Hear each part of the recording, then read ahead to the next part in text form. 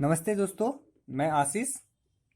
Political science series course 13 के part 4 के साथ पिछले पार्ट में हमने लोकतांत्रिक समाजवाद का एक विस्तृत चर्चा किया।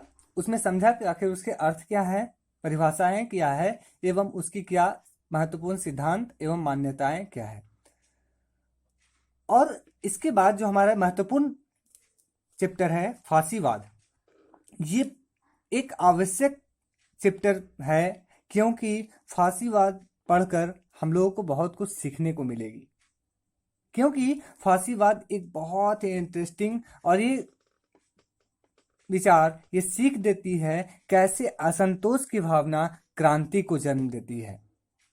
तो फांसीवाद जो है वो लैटिन शब्द फैसिस एवं इटालियन शब्द फैसियो से बनी है, जिसका अर्थ होता है बंडल ऑफ स्टिक्स, यानी लकड़ी का गट्ठर। लकड़ी का गट्ठर कहने का मतलब यह है कि बंडल ऑफ स्टिक्स जो है वो एकता का परिणाम है, एकता का संकेत है। जैसे एक लकड़ी को हम लोग आसानी से तोड़ दे सकते हैं दो भाग में, लेकिन क्या हम लोग एक बंडल को तोड़ सकते हैं? नहीं। यानी कि फैसियो जो है वो एकता का प्रतीक है, और इसमें बंडल ऑफ स्टिक्स के साथ एक कुल्हाड़ी होती है, तो कुल्हाड़ी जो है वो शक्ति का प्रतीक है। कहने का अर्थ यह है कि फांसीवाद जो है वो लैटिन शब्द फैसिस एवं इटालियन शब्द फैसियो से बनी है, जिसका अर्थ होता है बंडल ऑफ स्टिक्स। अब है कि फांसीवाद आखिर विचारधारा कब आई? तो मुख्यतः इसकी विचारधारा को दो भाग में देखते हैं। एक, अगर इसका संकुचित अर्थ में देखें तो संकुचित अर्थ में यह प्रथम विश्व युद्ध और द्वितीय विश्व युद्ध के बीच की चली जो क्रांतिकारी विचार है, जो प्रथम और विश्व युद्ध के बीच में काल में जो सारे आंदोलन हुए, जो मुसोलिनी एवं हिटलर के नेतृत्व में हुए, उससे हम लोग फांसीवाद के नाम देते हैं। लेकिन अगर इसके व्यापक अर्थ में समझें तो यूरोप में प्रथम एवं विश्व युद्ध के बीच में जर्मनी, इटली, रोम, स्पेन, जापान आदि देशों में, मतलब ये सारे देशों में जो महत्वपूर्ण आंदोलन हुई थी वो सबको कहा जाता है। यानी कि प्रथम एवं द्वितीय विश्व युद्ध के बीच में मुसोलिनी के नेतृत्व में इटली एवं हिटलर के नेतृत्व में जर्मनी में जो आंदोलन हुई, उससे हम लोग एक तरह से फांसीवाद का नाम देते हैं। अब देखिए, हम लोग फांसीवाद का अर्थ समझने की कोशिश करते हैं। आखिर एक कैसी विचारधारा है? मुख्यतः जो फांसीवाद है वो एक उग्र राष्ट्रवादी, गैर लोकतंत्रवादी, स्वतंत्रता विरोधी, मतलब व्यक्तिगत स्वतंत्रता लोगों को प्राप्त नहीं की जाएगी, स्वतंत्रता विरोधी, बुद्धिवाद विरोधी, तर्क विरोधी, विचार अभिव्यक्ति विरोधी, मतलब बोलने की स्वतंत्रता, विचार अभिव्यक्ति की स्वतंत्रता नहीं प्राप्त होगी वहां की जनता को। ठीक है। इसके बाद समानता विरोधी। ये इतने सारे विचार फांसीवाद के साथ आ जाते हैं। कहने का मतलब फांसीवाद एक ऐसा विचार है जो उग्र राष्ट्रवाद का जन्म देता है, उग्र राष्ट्रवाद को जन्म देता है। वो राष्ट्र कैसा होगा? वो राष्ट्र लोकतंत्रवादी नहीं होगा, यानी वो गैर लोकतांत्रिक होगा। वहां के लोगों को लोकतांत्रिक अधिकार, फंडामेंटल राइट्स कभी प्राप्त नहीं होंगे। वहां के लोगों को स्वतंत्रता का अधिकार नहीं मिला होगा। वहां के जो नेता हैं वो बुद्धिवाद का विरोध करेंगे। मतलब जैसे एक आदमी है, वो कुछ कहता है और ये फांसीवाद का नेता है, और दूसरा व्यक्ति अगर इसको सजेशन दे रहा है कुछ अच्छे से कि सर ऐसे कीजिए, तो ये इसका बात कभी नहीं मानेगा। ये कहने का मतलब है कि ये बुद्धिवाद का विरोधी होते हैं। दूसरा, तर्क विरोधी। अगर ये व्यक्ति शासक को तर्क देता है, इसके ही विरोधी होते हैं। विचार अभिव्यक्ति विरोधी, मतलब अगर उन शासक को कोई अपना तर्क देता है कि सर ऐसा होना चाहिए, विचार अभिव्यक्ति देता है, विचार बोलता है कि सर शासन में अगर ऐसे कीजिएगा तो ऐसे अच्छा होगा, तो ये सारी चीज के ये विरोधी होते हैं। मतलब एक व्यक्ति में निहित ऐसी शासन है कि वो व्यक्ति अपने आप को परिपूर्ण मानता है, बोलता है हम जो बोल रहे हैं वही 100% करेक्ट है। इसी के टर्म में हम लोग मुसोलिनी एवं हिटलर के बारे में पढ़ेंगे। आप लोगों ने हिटलर के बारे में तो सुना ही होगा, ये कितना बड़ा डिक्टेटर था, तानाशाह। तानाशाह किसको बोलते हैं? जैसे अभी उत्तर कोरिया में है, उत्तर कोरिया में है कहने का अर्थ है कि वो जो चाहेगा सो करेगा, वो लोगों की विचार को नहीं सुनेगा, लोगों की बातों को नहीं सुनेगा। देखिए, फांसीवाद के बारे में एक दिलचस्प बात यह है कि फांसीवाद भी कभी ना कभी एक शासन प्रणाली से फांसीवाद का स्थापना हुआ होगा। तो फांसीवाद की स्थापना में कोई खून खराबा नहीं हुई, कोई क्रांति नहीं हुई, स्वतः बहुत आसानी से जो संसदीय व्यवस्था इटली में चल रही थी उससे बदलकर वहां पे डिक्टेटरशिप की स्थापना हुई। ये कहानी बड़ी मजेदार है कि आखिर ये सब इतनी आसानी से कैसे हुई। तो इसको अगर बहुत आसानी से समझेंगे तो ऐसी व्यवस्था, ऐसी सिचुएशन थी कि प्रथम विश्व युद्ध में इटली को जीत मिली थी। जीत मिलने के साथ साथ जो पेरिस समझौता हुआ था, पेरिस समझौता में जो पेरिस समझौता से जो इस वर्ग पेरिस समझौता से जो इटली को मिलने की आस थी वो निष्फल साबित हुई।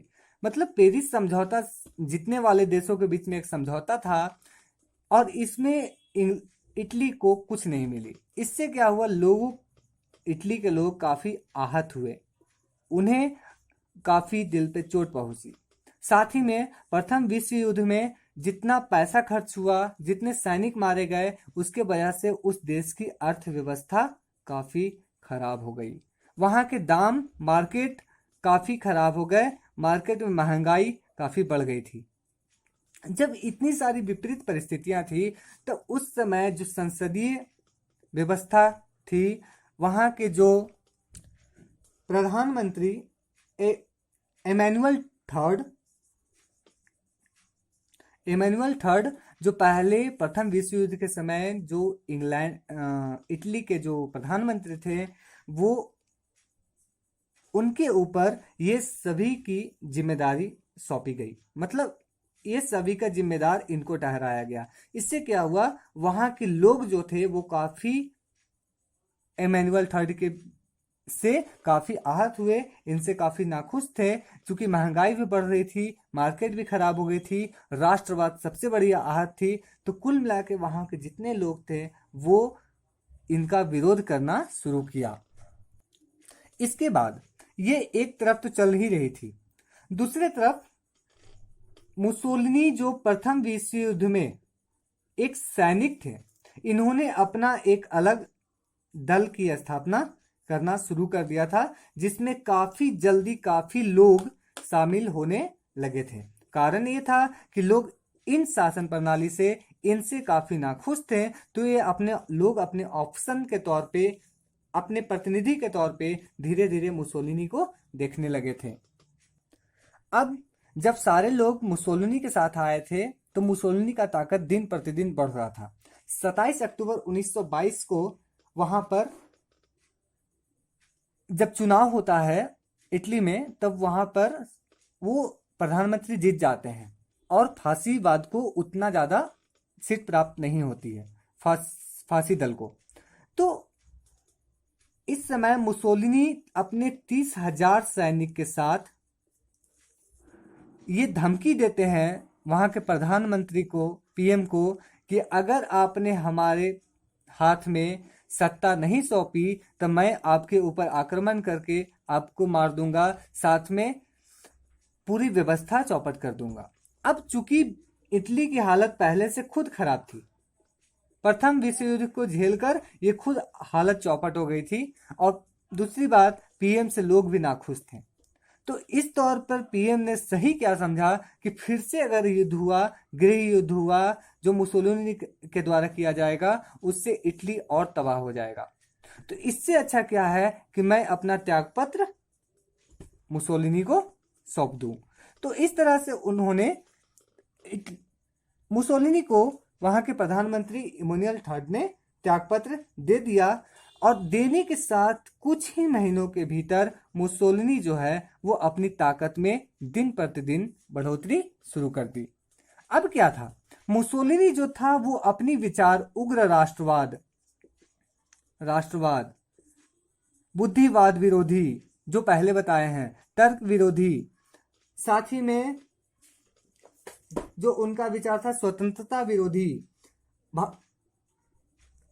विचार अभिव्यक्ति के विरोधी, ये सब जो था वो मुसोलिनी के अंदर कूट कूट के भरा था।